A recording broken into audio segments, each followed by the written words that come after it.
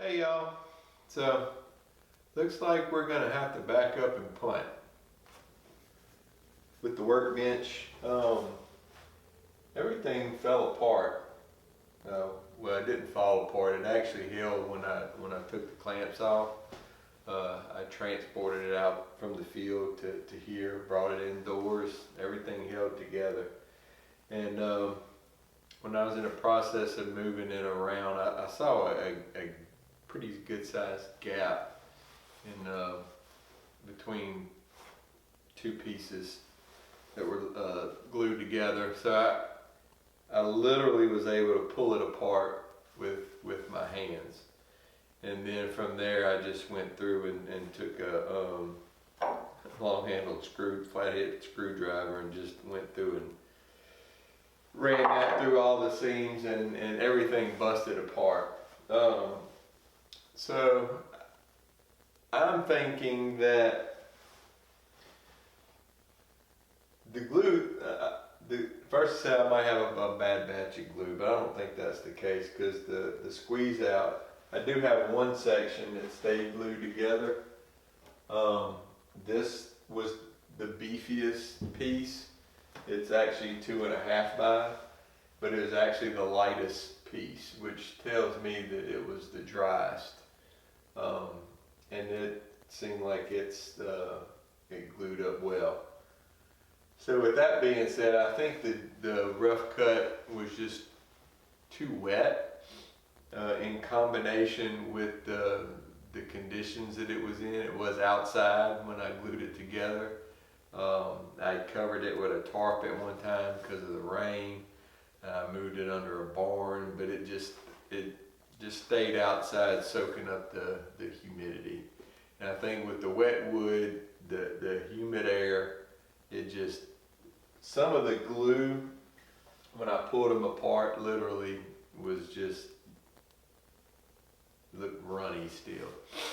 So we're gonna back up and punt. I'm going to draw up, which is not bad. So basically what I want to do is I want to build the bench to be similar to this one. I want to put I think what they call it, a robo vise on the front left hand side of the bench. On the right hand side of the bench, instead of an external wood vise, I want to make a cutout in the bench, and that whole cutout will slide in and out as a vise. So the whole cutout will be the vise jaw. So that way when I put my peg holes in here, I could actually peg and be able to clamp things. And I've seen those. I think that'll work well.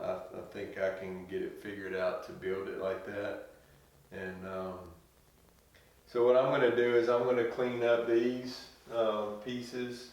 I'm going to run a planer back over them again, and then I'm going to start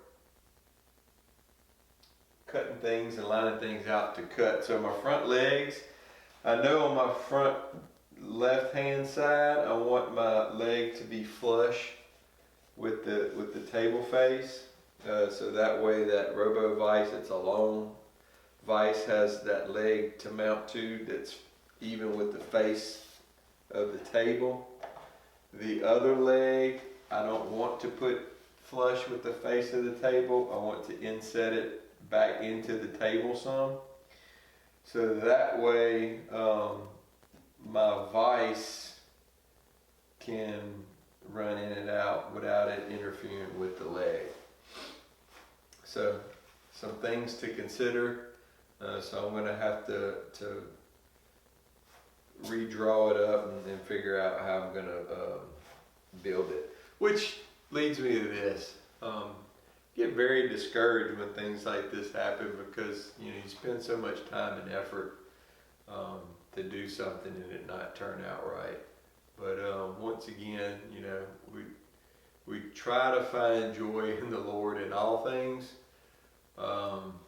even in our failures.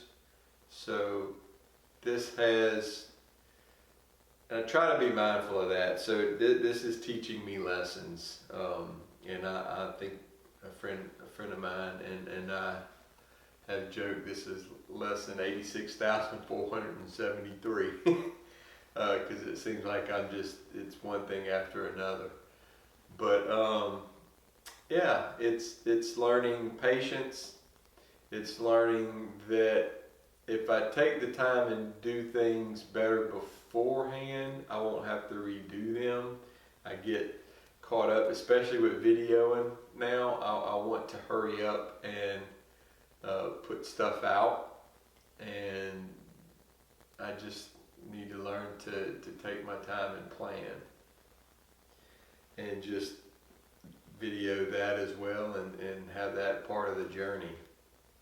And hopefully, you guys see it and like it and can appreciate it as such. So there's a lot. So I'm thankful for the opportunity to learn. I'm thankful for the new things that I'm learning, and we'll move forward from there and get it done. So time is time. So it'll come together in its own time. So yeah.